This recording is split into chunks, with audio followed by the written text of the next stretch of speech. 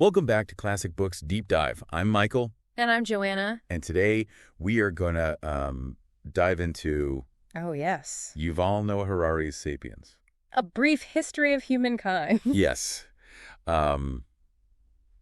It's a big one. It's a big one. It's a sweeping exploration of our species' journey from the Stone Age to the present. And beyond even. And even beyond. You might even want to grab a copy to follow along. Yeah, there's a link in the episode description. Yes, there is. Yeah. Now, this book really takes us on a journey. It does. It starts by asking how Homo sapiens, out of all the human species that existed, became the dominant one. The one that won. The one that won on Earth. Yeah. So how did that happen? Well, Harari argues that the key turning point was what he calls the cognitive revolution, which began around 70,000 years ago. So this is way back. Yeah. It wasn't about bigger brains, but it was about a change in how our brains worked, particularly in language and an abstract thought. So our ancestors started thinking differently. But how did that lead to Homo sapiens taking over? Well, think about it this way. Imagine you're trying to get a large group of people to work together. Okay. You need a way to communicate complex ideas, share plans and goals, inspire people to act collectively. I see where you're going with this. Yeah. That kind of coordination is crucial for large-scale cooperation. Exactly. And Harari argues that Homo sapiens developed the unique ability to create what he calls imagined realities. Imagined realities. These are things like myths, religions, nations. These are big things. And even corporations, things that exist in our collective imagination, but have the power to unite us and motivate us to act in certain ways. So these shared myths and beliefs, these things that don't physically exist in the same way a mountain or river does, are actually what allowed us to build complex societies. That's right. That's pretty mind-blowing. It is. I mean, a chimpanzee can't convince another chimpanzee to give it a banana. No. By promising rewards and some chimpanzee afterlife. They don't have that kind of imagination. But we can build pyramids. We can. Wage wars. And create global economic systems based on shared beliefs. That's right. It's powerful. It is. It's fascinating. Yeah. And it makes you wonder if our ability to believe in these shared fictions is ultimately a blessing or a curse. That's a question that Harari explores throughout the book. Okay. One of the most potent examples of an imagined reality is money. Okay, money is something we use every day. Yeah. How is it an imagined reality? Well, think about what money actually is.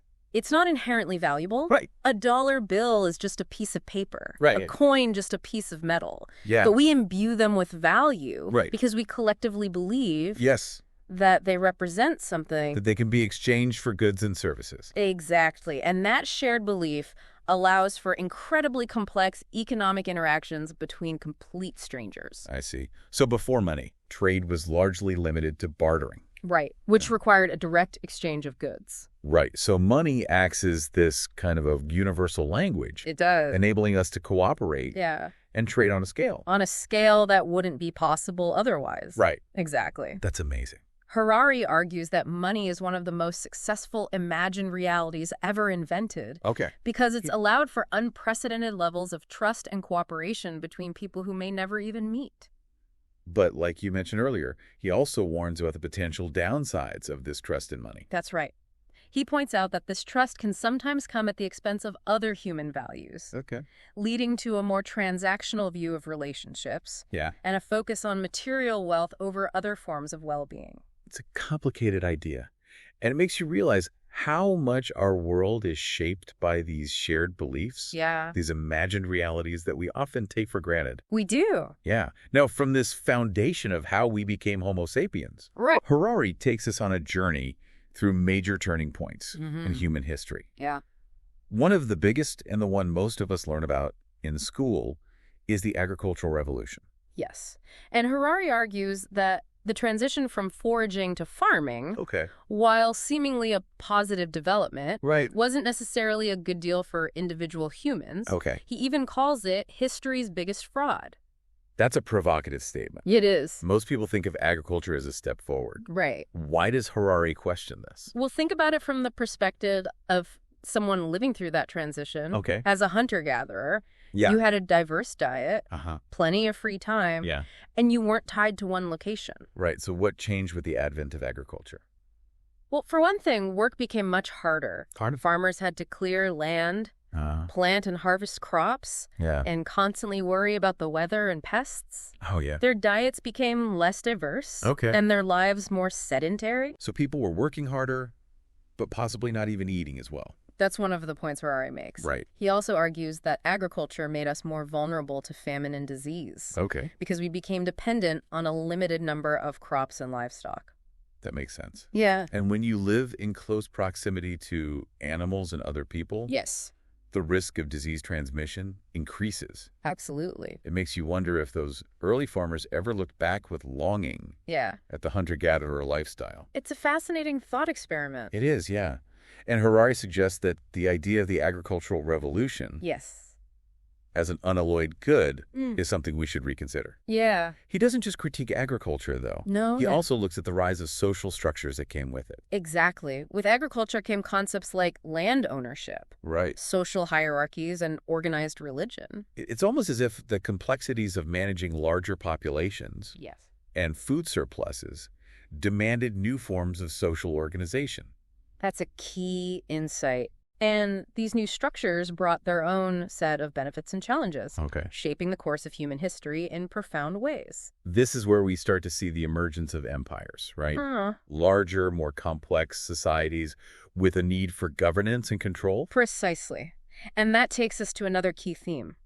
The forces that have unified humankind, empires with their laws, taxes, and standardized systems, played a significant role in bringing people together. So despite the drawbacks of agriculture, it seems like it indirectly laid the groundwork for empires and the expansion of human civilization. Yeah. It's a complex interplay of factors. Yes. And that's what makes studying history so fascinating. It is.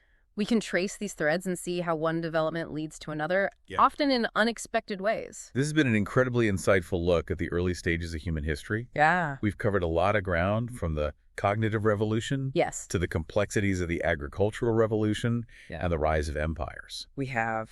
And we've only just scratched the surface of what Sapiens has to offer. Exactly. It's amazing how Harari connects these seemingly disparate threads of human history. He's really good at that. He's a master at weaving together different disciplines.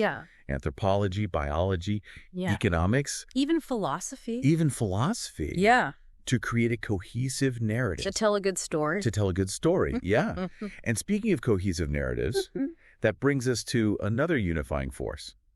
Religion. Oh, yeah. It's a topic that's often debated and discussed.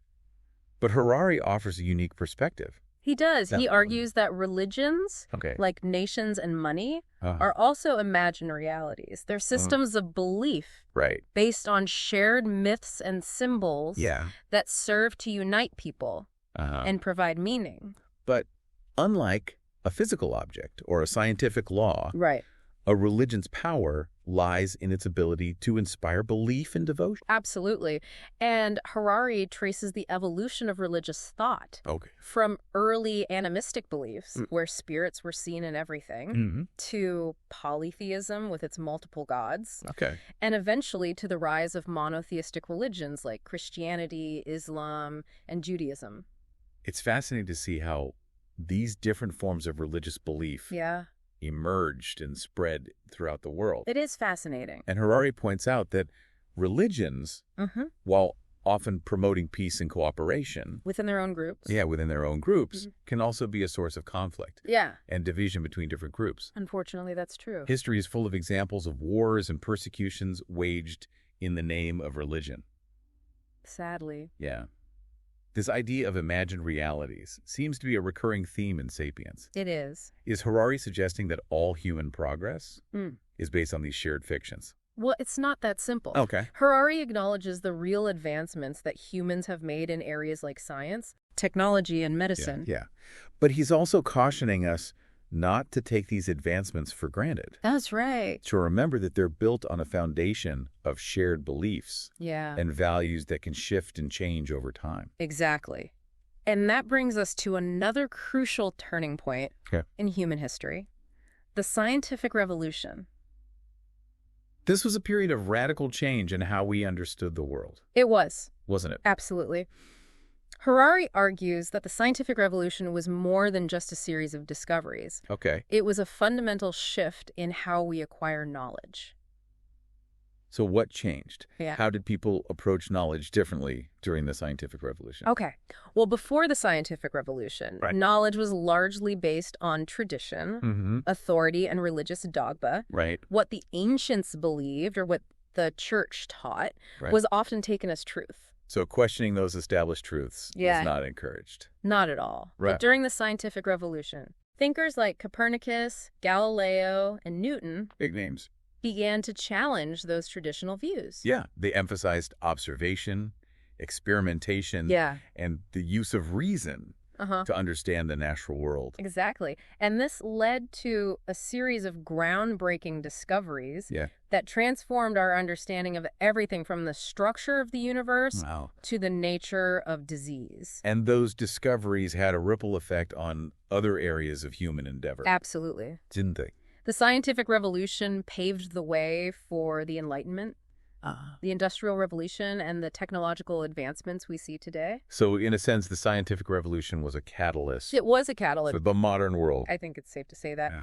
And Harari argues that one of the key features of the scientific revolution was the admission of ignorance. The admission of ignorance. Scientists realized that there were things they didn't know. Right. And that acknowledging this was the first step towards discovering new knowledge. That's an interesting point. It's almost counterintuitive. It is. You would think that to make progress, you need to have all the answers. You would, but the scientific revolution was about embracing uncertainty. Okay. About being willing to question what you thought you knew. And that humility, that openness to new ideas was what allowed for such rapid progress. And as scientific knowledge grew, so did technology, leading to the Industrial Revolution. And the transformation of human societies on an unprecedented scale. On an unprecedented scale. The Industrial Revolution was a period of rapid technological advancement, particularly in areas like manufacturing and transportation. It led to the rise of factories, urbanization, and mass production. And it also had a profound impact on our relationship with the environment. It did, didn't it? That's right. The Industrial Revolution led to increased consumption of natural resources, pollution, and the beginnings of climate change. Harari explores these consequences and how they've shaped the challenges we face today. It's fascinating and a bit unsettling to see how these interconnected threads of history have led us to where we are now. It is. And that brings us to the final section of Sapiens, where Harari turns his attention to the future of humankind. This is where he really delves into the realm of speculation. He does. Exploring the potential impacts of technologies like artificial intelligence, genetic engineering, and even the possibility of uploading our consciousness into computers. Yeah. He paints a picture of a future that's both exhilarating and terrifying. A future where the very definition of what it means to be human is up for grabs. It's almost dizzying to think about. It is. What happens when machines can think, learn, and even create better than we can? Right. What does that mean for our sense of purpose and our role in the world? Those are exactly the kinds of questions Harari wants us to grapple with. He doesn't offer definitive answers, but he encourages us to consider the potential consequences of our technological choices. Yes. He also delves into the world of biotechnology, genetic engineering, gene editing. These are areas that hold both tremendous promise and potential risks. They do. The ability to manipulate our own genes could lead to incredible breakthroughs in medicine. It could. Potentially eradicating diseases and extending lifespans. Yes. But it also raises ethical questions about how far we should go in altering the building blocks of life. It does. It's like opening Pandora's box. It is. Once we have the power to change our own genetic makeup, where do we draw the line? That's a question that society needs to grapple with. Harari urges us to have these difficult conversations now. Before these technologies become so advanced that we're left reacting to their consequences rather than shaping them. He also talks about the possibility of merging humans and machines. He does. Creating cyborgs. Yeah. Or even uploading our consciousness into digital realms. Yes. And while these ideas might seem like science fiction today, The line between biology and technology is becoming increasingly blurred. Right. We already have prosthetic limbs that are controlled by the brain, implants that can restore hearing or vision, and brain-computer interfaces that allow people with paralysis to control devices with their thoughts. It's incredible to think how far we've come. It is. And how quickly these technologies are advancing. Right. It does make you wonder, what does it mean to be human in an age where the boundaries between our bodies and machines are becoming increasingly fluid? That's a profound question, and one that doesn't have an easy answer. Right. Harari's book challenges us to rethink our assumptions about what it means to be human, and to consider the possibility that the future of our species might be something radically different from anything we can imagine today. It's both exhilarating and unsettling to think about. Sapiens has been an incredible journey through human history. It has. And it's given us so much to contemplate. It's definitely a book that expands your perspective on where humanity has been and where we might be going. Harari doesn't shy away from the big, even unsettling possibilities. No, he doesn't. And he challenges us to think about these possibilities not as science fiction, but as potential outcomes. Okay. Based on trends we're already seeing. Take artificial intelligence, for example. AI is already integrated into so many aspects of our lives, from the algorithms that curate our social media feeds to the voice assistants we use every day. Exactly. And Harari suggests that as AI continues to develop, it could surpass human intelligence in many areas. Okay. This raises all sorts of questions about the future of work decision-making. Right. And even the nature of consciousness. It's almost dizzying to think about what happens when machines can think, learn, and even create better than we can. Yeah. What does that mean for our sense of purpose and our role in the world? Those are exactly the kinds of questions Harari wants us to grapple with. He doesn't offer definitive answers, but he encourages us to consider the potential consequences of our technological choices. He does. He also delves into the world of biotechnology. Okay. Genetic engineering, gene editing. Yes. These are areas that hold both tremendous promise and potential risks. They do. The ability to manipulate our own genes could lead to incredible breakthroughs in medicine. Right. Potentially eradicating diseases and extending lifespans. Right. But it also raises ethical questions. Yeah, it does. On how far we should go. Right. In altering the building blocks of life. That's right. It's like opening Pandora's box. It is. Once we have the power to change our own genetic makeup, where do we draw the line? That's a question that society needs to grapple with. Absolutely. Harari urges us to have these difficult conversations now before these technologies become so advanced that we're left reacting to their consequences rather than shaping them. Okay. He also talks about the possibility of merging humans and machines. He does. Creating cyborgs, or even uploading our consciousness into digital realms. And while those ideas might seem like science fiction today, the line between biology and technology is becoming increasingly blurred. Right. We already have prosthetic limbs that are controlled by the brain, implants that can restore hearing or vision, and brain-computer interfaces that allow people with paralysis to control devices with their thoughts. It's incredible to think how far we've come and how quickly these technologies are advancing. It really is. It does make you wonder, what does it mean to be human in an age where the boundaries between our bodies and machines are becoming increasingly fluid? That's a profound question, and one that doesn't have an easy answer. Harari's book challenges us to rethink our assumptions about what it means to be human and to consider the possibility that the future of our species might be something radically different from anything we can imagine today. It's a book that challenges us to think critically about our past, to engage with the possibilities of the future, and to recognize our own role in shaping the course of history. And for those who want to delve deeper into these fascinating ideas, I encourage you to pick up a copy of Sapiens. You can find a link in the episode description. Keep exploring, and we'll see you on our next deep dive.